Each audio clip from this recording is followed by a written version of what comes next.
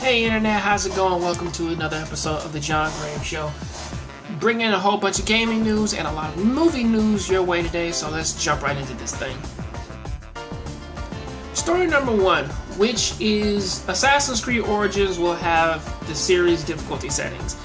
Just listening to that title, you don't really need to read the article, because the article is, well, now the game is getting difficulty settings. That's about it. And the most that I can say about that is that as long as that this difficulty setting, as long as it's not what they did in Assassin's Creed Unity, which is that they took away features to artificially make the game harder than what it actually is, you know, especially since that we thought that one was going to be the very first co-op Assassin's Creed game. Since it's not that, and we're still getting like all of our usual stuff, them throwing in a difficulty setting seems a bit artificial. So that's what I got to say about that one. Also, Fast and the Furious spinoff with Jason Statham and Dwayne "The Rock" Johnson is slated to come at us July 26, 2019. And of course, this movie is supposed to focus on their two characters, Kevin Lobb and also and Deckard Shaw. So that's what that's really going to be about. They kind of give their normal little spiel, man, about how like it's by far the most beloved property that Universal has, and we handle every decision we make surrounding this franchise with great care. The global brand of Fast and the Furious is strong and full of iconic characters, and we look forward to continuing to build on the film that started it all. This will as well as expanding different narratives, beginning with our first spinoff, which is weird to me because if you think about it, technically Tokyo Drift is technically a spinoff, which that would be a goddamn lie. And also number two, well, I don't really know what it's really about, really. You know, aside from, I don't really know where this movie is supposed to be going, especially since that at this point it feels like that since 8 came out, you know, that they're jumping the shark already. Like they're just coming up with anything just to keep this series alive. It's turning like into a weird Frankenstein of everything just to keep its spirit alive. And also, speaking of which, somebody isn't necessarily happy about that, which is a certain somebody, you know, that is in the movies, and it's Tyresse Gibson, which he blames The Rock and Jason Statham, well, most of The Rock, for Fast 9's delay, which that, if you don't know, Fast 9 is technically supposed to come out April 10th, 2020, and of course he tweets out, will this be another Baywatch? Guys, just relax. I'm just a passionate film critic, in which that, you know, that's kind of where he's throwing his anger at.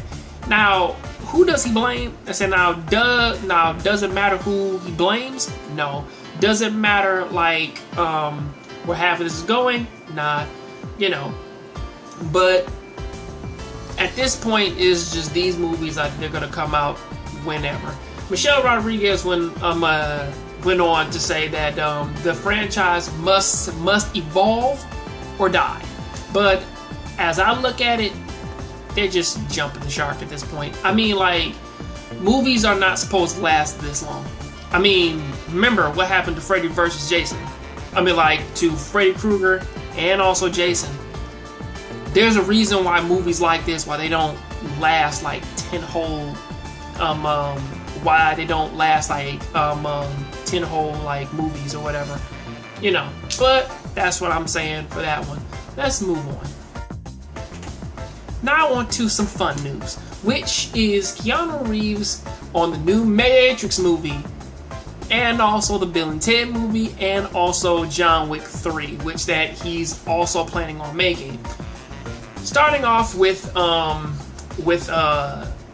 Matrix, as most of you may not know, Keanu Reeves was at Comic-Con yesterday, and of course, like he was there to promote his brand new sci-fi film, replicas. However, when he was up there, like doing his panel, some people they asked him about the Matrix reboot, which, of course, the fans they started to boo that, and of course he went on to agree with them, to say that remaking the Matrix, I don't know, maybe I don't know anything about it. That's kind of where he's at with that. Which, again, I do kind of agree. It's like actually rebooting a series like that. Either it's too early or it just doesn't need to happen. Come on now, like that's just messed up. Like you don't need to remake that, you know. And then Bill and Ted 3 came up, in which that he went on to say, "We're trying. There's a script out there. We're just trying to get it made. Hopefully we'll make it before I'm 60." Now there's a whole bunch of stuff in the middle of that explaining that basically they're supposed to save the world, but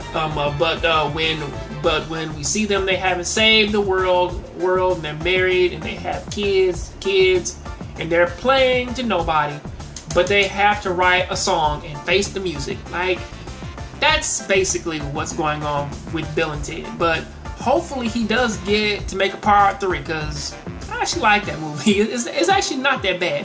However, the real question is that now that George Carlin's gone, I wonder who's gonna I wonder if they'll have to recast his character, or will they make a brand new character to sort of fill in for what he did, you know. So that's something. And finally, John Wick 3. Which that he goes on to say that John Wick is in trouble, which he does laugh, and he goes on to say that hopefully we can start shooting next year. Chad and I thought it was hard to make a second one, and now we're like a third one. I want more John Wick, because again, if you haven't seen that, like the second movie, he ends pretty heavy, you know, to where that like he has no sanctuary, he has no home, and also on top of that he has a bounty on his head of 10 million. So no weapons, just a bulletproof suit and his dog. So what can he do? Hard to say, but he got a 10-minute head start, so hopefully they can do some with that. But that's the Keanu Reeves hour. You know, let's jump right back into like the mellow news. Okay, now in the shotgun draw here, the Gambit movie taps the Pirates of the Caribbean and the Ring director Gore Verbinski. Of course, the Pacific Rim uprising photos have finally come out, and also Micheal B.Jordan is going to executively produce his own superhero series, which is called Rising Dion. Which, jumping into Dion though, I really got to talk about that one for a second, or at least just get its premise out. Dion is it follows an African American single mother named Nicole Reese trying to raise her superhero son Dion after the death of her husband Mark, which I believe is played by Micheal B.Jordan. When Dion begins to manifest superhero-like abilities, Nicole must protect her son from dark forces trying to exploit him and keep Dion's powers a secret. Which, realistically, the most that I really want is a live-action Static Shock, which I would really like. But that's it for now. Like, all 3 of these stories, you can check them out down in the description. The links will be down below. And let's move on to our final story, okay? Also, on top of that too, the Spawn movie reboot, Todd McFarlane says will begin in 2018. And also the Death Wish Bruce Willis film, a remake will be pushed to 2018.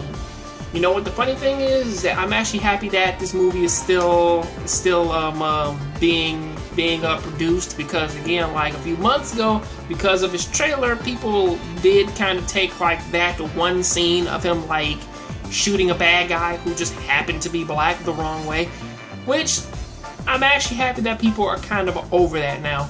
You know, it will be no longer released November 22nd. It will instead is going to be hitting March 2nd, 2018. So keep your eye out for that.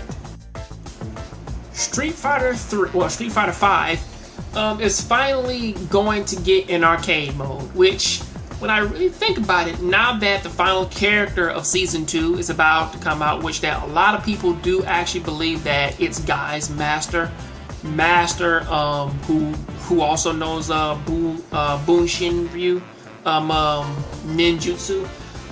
After he comes out, or after this final character drops, we early July 16, 2018, Street Fighter 5 will finally get in our arcade mode, which choose from 6 different paths of themes.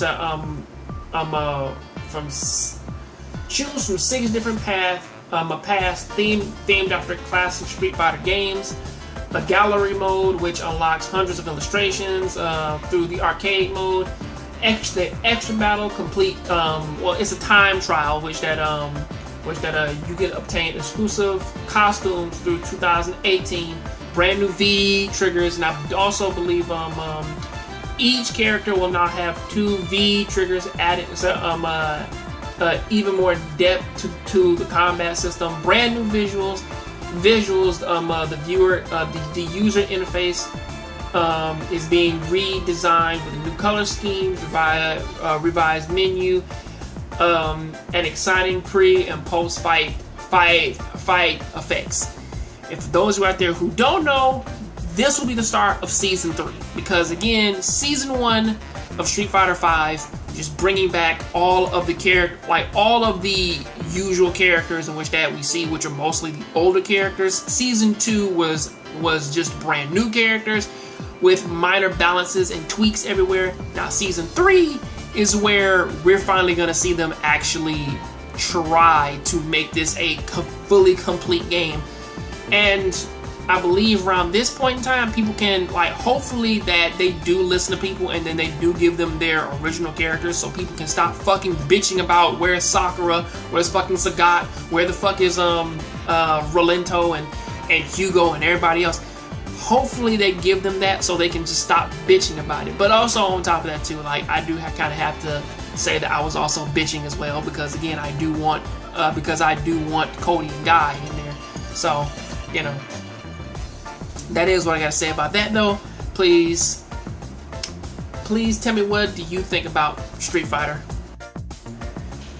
So we've reached the end. Please tell me what you think about this down there in the comment section. Remember, if you like my video, please like, rate, comment, do all the rest of your other stuff in which that you have to do.